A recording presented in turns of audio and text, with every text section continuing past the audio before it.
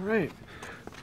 Thank you for those comments. And now, without any further ado, I'll invite Professor Clive Hamilton, the author of Silent Invasion, to share some thoughts about why he wrote this book.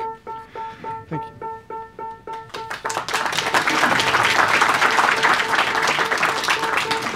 Is that the invasion? Yeah, I seem to set off alarms wherever I go.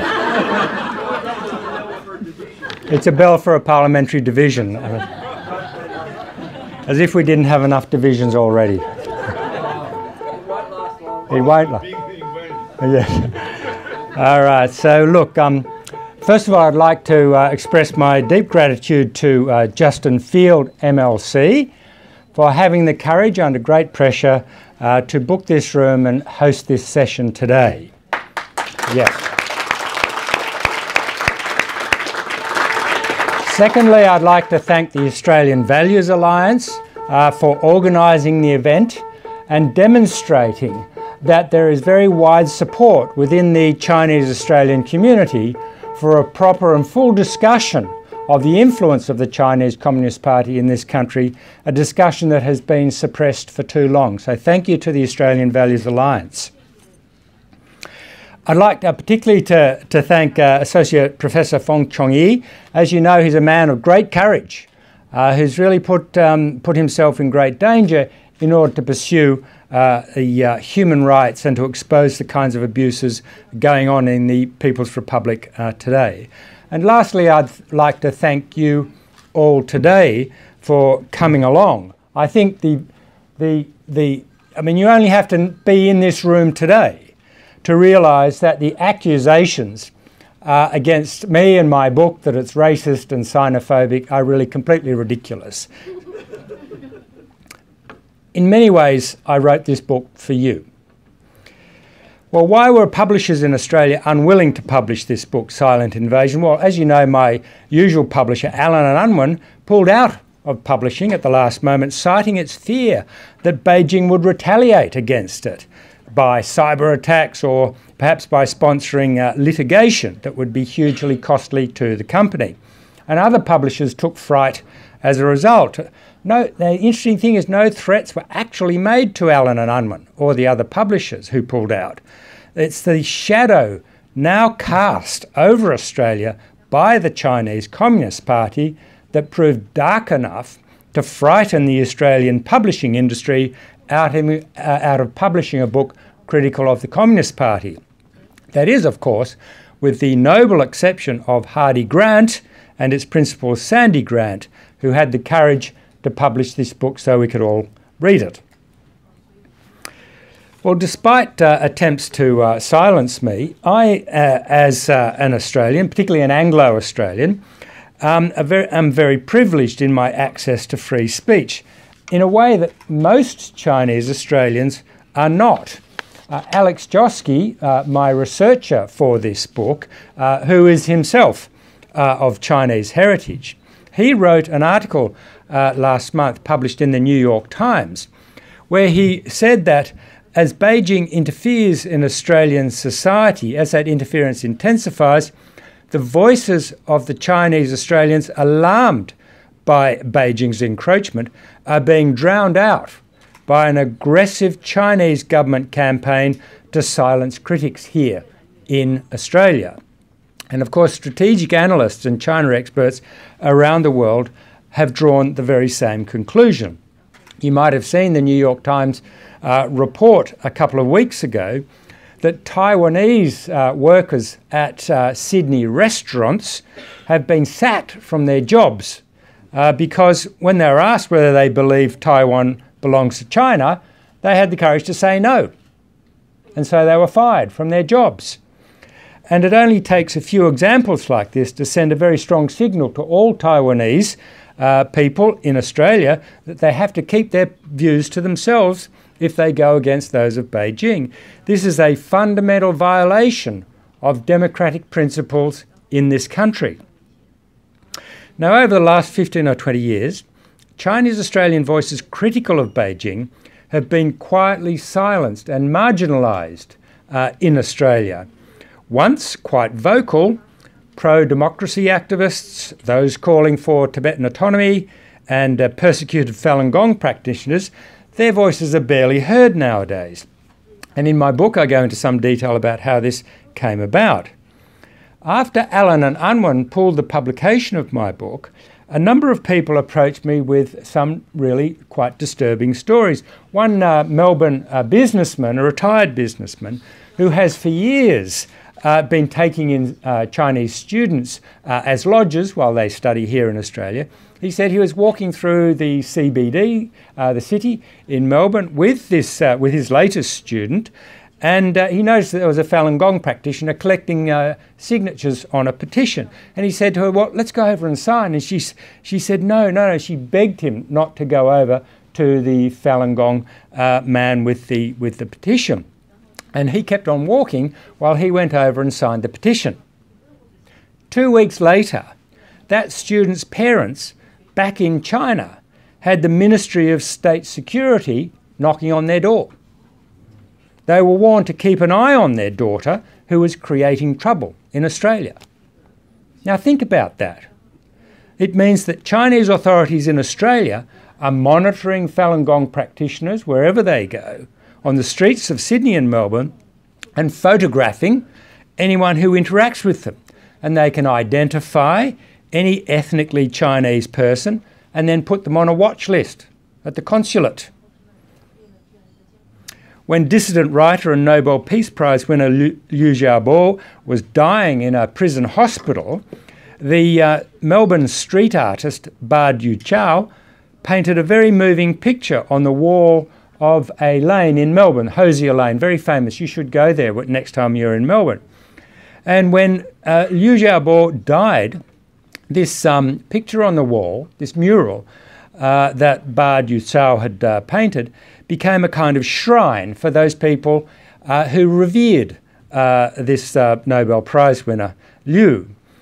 But after a day or two, two sinister men dressed in suits started turning up in the lane and taking notes and photographs of anyone of Chinese appearance who came and put a flower in front of this. I mean, this is Australia. This should not be happening in Australia. This kind of authoritarian police state should not be happening in Australia. And it's when I heard those stories, particularly about what is happening to Chinese Australians, my compatriots, I became very offended, because they deserve the same freedom of expression and democratic rights as all Australians deserve.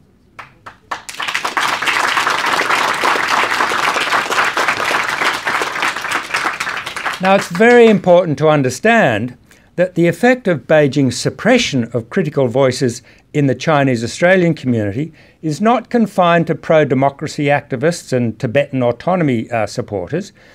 The dominant narrative in the community is now one that supports the Communist Party's view of the world. As you know, the once very diverse Chinese language media in Australia today is overwhelmingly pro-Beijing. And those newspapers and radio stations vilify anyone who speaks about human rights violations, for example, in the People's Republic. So a young Chinese Australian who wants to enter politics, and of course there should be more of them, but they know that any criticism that he or she should make of, for example, the Communist Party's influence operations in Australia, if they do that, they'll get bad press. They'll get pressure from community leaders. If they persist, then it could be that their family members back in China may receive intimidating visits from state security. So it's much easier just to stay out of politics. And this too is a denial of the democratic rights of those young people to enter into the full community and political life of this country.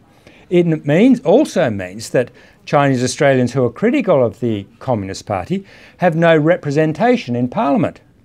Who will speak up for them if their family is threatened, or if their business in Australia is sent broke by a boycott organised by the consulate? Instead of giving these critics of the Communist Party influence in Australia a voice, our political leaders have overwhelmingly collaborated in the silencing of these Chinese Australian voices. They shun these people. Some even condemn them, while mixing with and responding to the so-called community leaders, who are typically leaders of United Front organisations guided by the Chinese Communist Party. And I give a great deal of detail in the book about how that works. Now, as my book appeared in the bookshops, the big beasts of the New South Wales right of the Labor Party came out to monster me because I've said that they are too close to the Chinese Communist Party, or more particularly its front groups and agents of influence in Australia. So we had Bob Carr and Paul Keating and Graham Richardson, who've been attempting to trash my reputation and make me out to be some kind of sinophobe. I'm expecting Eddie Obeid to take up his pen next. They want to bully me into silence because they're embarrassed when anyone draws attention to the evidence of the deep penetration of the Chinese state into their part of the Labor Party. But they should know that the more they try to shut down critics like me, then the more we will ask, what do they have to hide? Now, as a couple of speakers have alluded to, when I was writing this book, I anticipated that its arguments would be dismissed as rooted in xenophobia and that I'm just a racist. And of course, we've seen that happen. Now, I've got a pretty good track record as a person from the left of politics with speaking out against racism, not over years, but over decades. But for some, this seems to count for nothing. More to the point, in the book, I tried very hard, as Professor Fong Chung-Yi said, to reflect the experience of those Chinese Australians who are critical of the Chinese Communist Party, and those people who feel threatened in their newly adopted home in Australia. Chinese Australians critical of the CCP should not feel threatened when they are living in Australia. We live in a free, democratic country where they ought to be able to express their political opinions without worrying about state security knocking on the doors of their family back in China or being denounced in the Chinese language media. And because of this concern that the book would get the reception it has in fact received from some quarters, I discussed the question of the risk of racist groups misusing the book to reinforce their prejudices. I discussed this with some of my Chinese Australian contacts who I'd been talking to throughout the whole period of writing the book. And the typical response from them was something like, well, Clive, what's the alternative? Should you not write the book? Should you just say nothing? And the judgment of these Chinese Australians is that they may have to take some collateral damage from the racist fringe in order to win the larger battle, which is to free them from the influence of the Chinese Communist Party. Now, in reaction to my book's publication, there has been an outbreak of what might be called multicultural grandstanding. In particular, Tim Soutphommasane, Australia's Racial Discrimination Commissioner, he claimed in the Sydney Morning Herald that my book all smacks of Yellow Peril Revisited.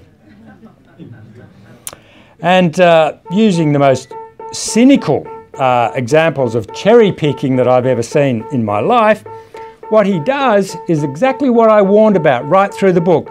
Do not elide, do not conflate, do not confuse Communist Party influence with Chinese influence. The two are not the same, even though the consulate, the embassy, the Communist Party constantly tries to say any criticism of the Communist Party is anti-China, is against Chinese people. It's not. It's against the Communist Party. Yes.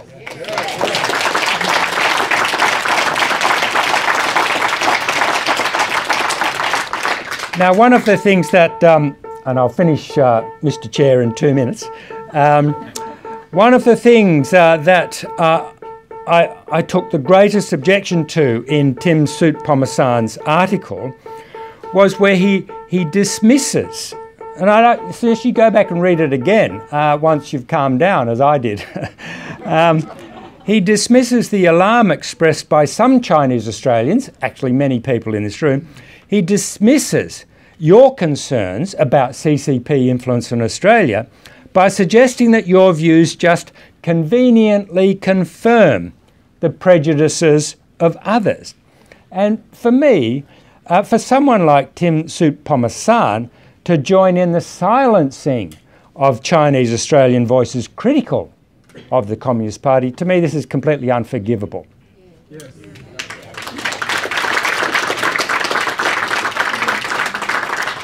My next sentence in this talk is, how do those Chinese Australians feel when our Race Discrimination Commissioner disrespects them in this way? And I think you've just answered that question. Yeah, it's a form of racism. By lumping all Chinese Australians into one group and characterising them as having as their spokesman the government of China. I find that really offensive, particularly coming from him. Now, if you just read his comments and the Beijing trolls who've been out there on social media promoting his views, saying it's all just a racist beat-up, you'd think that the danger we face in Australia is not Communist Party activities aimed at pressuring ethnically Chinese Australians to work on its behalf. No, if you believe them, it's all our fault. Because when we call out the Communist Party, we are inflaming anti-Chinese racism. The problem lies in our own history. It lies in the history of Australia, not in what the CCP is doing in this country. And if you believe that, then our first goal must not be to resist the campaign of foreign interference, but to keep the lid on the fringe sentiment in this country. And that, incidentally, is exactly what one of my other main critics, the Sydney academic David Brophy, does in his article. He literally says, and I'm quoting from his article, he says, we must, quote, confront our own failings and not shift the blame onto China. Do you believe that? And he's a China expert, I'm told. Let me finish on this last comment. 2.5 years ago, the famous Chinese novelist and New York Times writer Murong Yue-kun electrified the audience at the Festival of Dangerous Ideas at the Sydney Opera House not far from here. So let me finish my talk with the words that he used to finish his talk a couple of years ago. He said, "In the age of globalisation, freedom of speech and a free flow of information are no longer the internal affairs of any one country. When Australians, including you who are sitting in this audience, silently observe a government ruthlessly ban books, arrest innocent people and muzzle its citizens, and then reach a tacit agreement with such a government to blithely become trade partners and allies, then the day will surely come when your own freedom of speech and your own free access to information and ideas, they too are in danger." Thank you.